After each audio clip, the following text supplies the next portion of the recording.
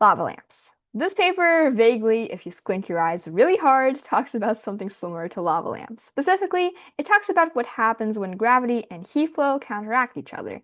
This interaction results in something called a non-equilibrium steady state, which cannot be modeled by normal thermodynamics, and hence why this theory of global thermodynamics is developed. Although the setup in the paper is very simple, as you can see, a container with some liquid inside that is heated from like the bottom. A lot of cool things such as metastable states and potentially nonlinear dynamics arise naturally. By metastable states, I mean supercooled gas and superheated liquid. Although these may seem like they require incredibly specific conditions, they are just a necessary transition point as temperature differences cause gases to rise while gravity pulls the liquid that condenses at the top downwards, as in the setup in figure 2, right? You may also wonder, why might this transition be necessary? Can't the gas just go up, for example, on the left, while the liquid go down on the right, or some other less idealized case? And you would be stumbling on one of the potential problems, which is highlighted later in this paper in an example of the experimental setup, that being differences in temperature across the horizontal direction. Because this uniformity is challenging to obtain experimentally, the researchers propose analyzing the system numerically, something which they have already actually done themselves when analyzing another related system, the Potts model, which describes how spins in a ferromagnet can influence each other and the dynamics which come of this, including phenomena generally described as phase transitions. What was observed there is remarkably similar to this paper, except from what I can tell, there was nothing to play the role of like gravity, although I'm not familiar enough with the Potts model to say for certain. Perhaps a counteracting effect could be a magnetic field of some sort. In any case, I hope you're fascinated by my ability to go on tangents because I'm only now getting to the central theoretical result of this paper, which is a quantity called effective gravity, which encapsulates where the denser liquid goes. But first, I guess let's talk through the experimental setup. Yes, I am pulling up figure 1 here, and yes, this means we will have nothing to talk about in the next section. There is a container filled with a liquid. Gravity acts downwards, as gravity usually does, and there's a temperature gradient across the same direction along which gravity acts, so vertically. We denote the bottom temperature T1 and the top temperature T2. Yes, we are doing maths, and yes, this is going to drop my viewer attention rate probably. There is an upper portion and a lower portion, which state these are in. It is determined by the effective gravity. The effective gravity looks like this. Looks complicated, but all it's saying is there is some correction to the usual gravity, which depends on this uppercase omega parameter, which is the temperature difference, and it describes the heat flow. The other variables that appear are mass m and length or height of the container, most obviously. But there's also this V-bar thing, which is volume divided by number density, and it is the specific volume or inverse of density. There is a dependence on the derivative of the saturation pressure or pressure needed for a gas to turn into liquid at the average temperature across the whole container. Crucially, temperature is assumed to be linear across the vertical axis, which is what allows for things like consistency with other approaches and the existence of the metastable state to be proven perhaps just more easily. I'm not sure.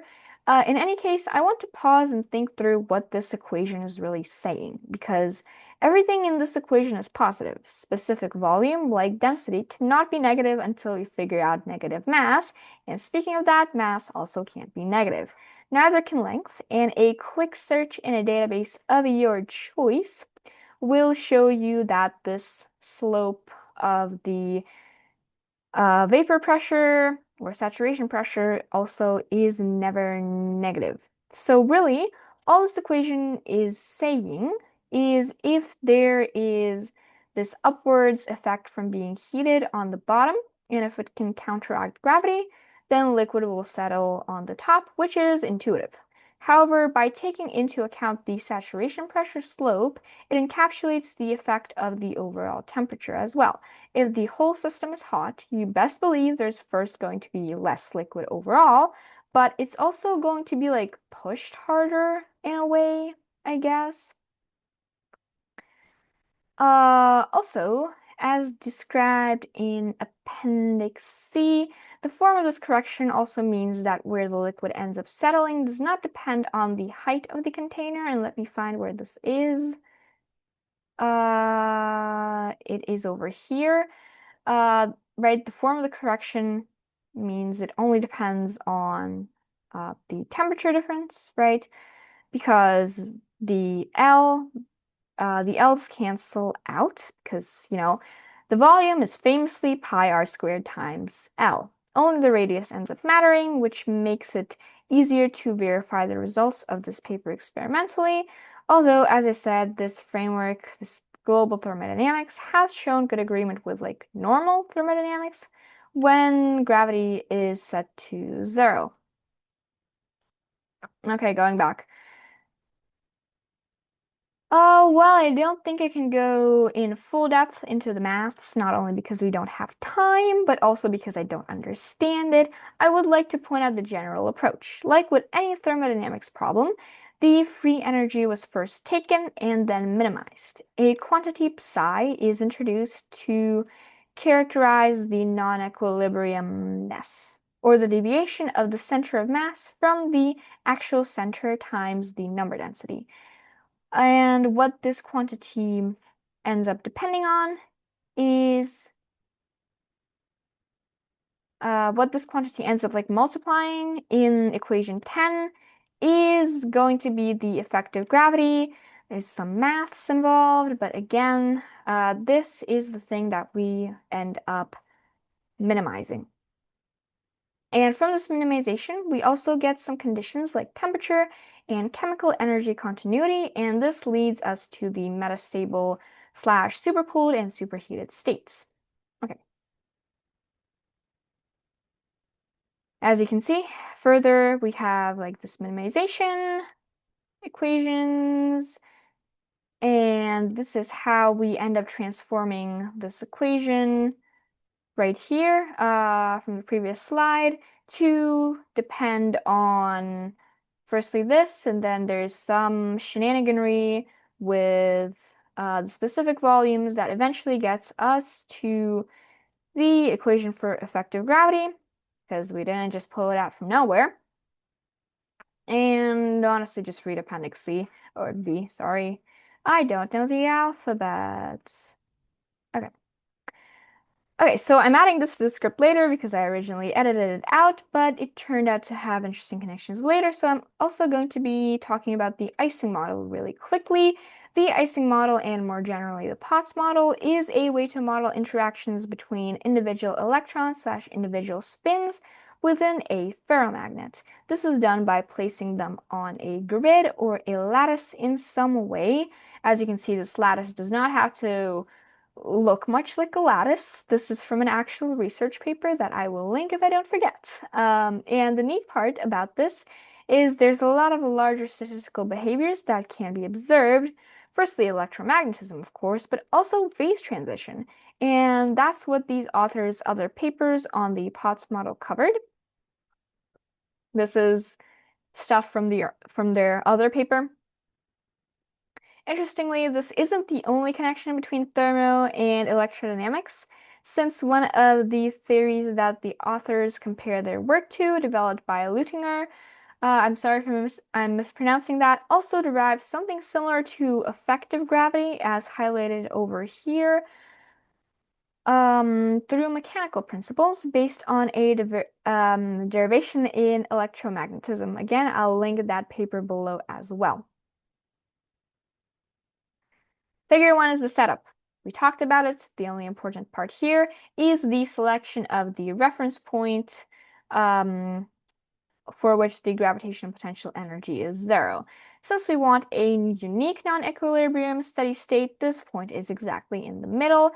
Note that this reference point is not the x theta noted here. That would be the interface between the gas and liquid position. Anyways, moving on. Figure 2 shows the dependence of the center of mass on the temperature gradient. In panel A, we see the graph itself, while in panel B, we see the physical interpretation of various regions on the graph. Specifically, since we assume liquid to be denser than gas, if the center of mass is high up, we will find the liquid to be at the top. An important feature of panel A is the sharp transition from liquid being on top to on the bottom when the temperature gradient is this value right here, and this obviously corresponds to the effect of gravity going from negative to positive. Setting our old expression for GF to 0, we will be able to derive this. Mathematically, we will be able to derive this. Yes, thank you, script. I could have figured it out myself. And while this may seem complicated, note that this factor is this negative sign is just because, again, the liquid settles at the bottom. What have I written here? Yeah, okay. Hold on. I think I missed something on my slide.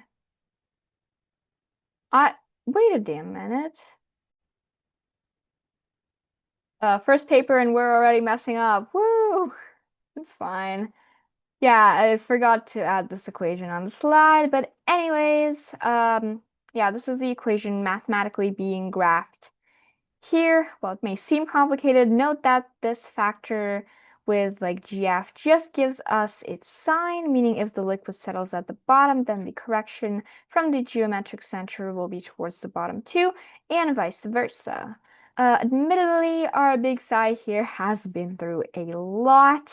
While it can still be thought of as expressing how far the center of mass moves, it now also represents the fraction that is liquid at equilibrium, I think, specifically at zero gravity, not only because gravity doesn't affect the center of mass, but also because in the free energy equation, the one we're minimizing, this one right here, psi is used as a coefficient for the gravitational effects, right? So it does not itself depend on gravity. Now, the interesting thing in panel B is that, as noted by the paper, configurations 1 and 3 are spatial inversions. You can flip them around and they'll look like each other, well, minus that there's a bigger metastable portion in the third one than the first one, but you know. Right, the metastability is with the gas is supercooled. Configuration 2, on the other hand, has superheated liquid, and this configuration exists in this region where the bottom is being heated, but not enough to boil the water, which is what produces this effect of superheating. Meanwhile, in the cases of 1 and 3, the part that's being heated is where the gas is. And this configuration, as noted by the authors, warrants further investigation since it potentially includes things like nonlinear effects from what I can tell, but don't quote me on that, okay? Okay. Figure 3, panel A shows us how this gravity affects the free energy. It's pretty self-explanatory given what free energy is.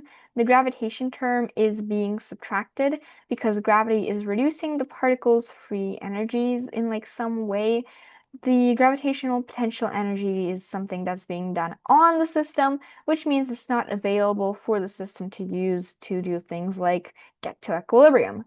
An equilibrium in which there are no metastable states, since I probably should have talked about this, but oh well, what characterizes a metastable state is that it only needs a small push or increase in energy in order to become a stable state. Or at least that is my incredibly oversimplified hypothesis, since this paper doesn't describe qualitatively what these metastable states are. Again, feel free to correct me in the comments. We are here to learn. See, What makes me doubt this explanation, even though I was the one who wrote it, is panel B of figure 3. Same figure. We're not going anywhere yet. For which we can see this line of constant effective gravity and these two states at the intersects. The first state is where there's gravity but no temperature gradient, right here, which is this very neat liquid gas separation. Gas concentration with no metastable state. And I presume there even is this phase separation because of saturation pressure, like the gas is pushing against the liquid, which is what makes it like condense. I don't know, I could be wrong. Again, correct me. And the second state is where there is no gravity, but there is a temperature gradient, and there's actually a metastable state here with supercooled gas, which is interesting. Though I guess it does sort of make sense since the above argument with the particle's free energy needing a push depends only on this term, right? On the effective gravity term being in the overall free energy equation.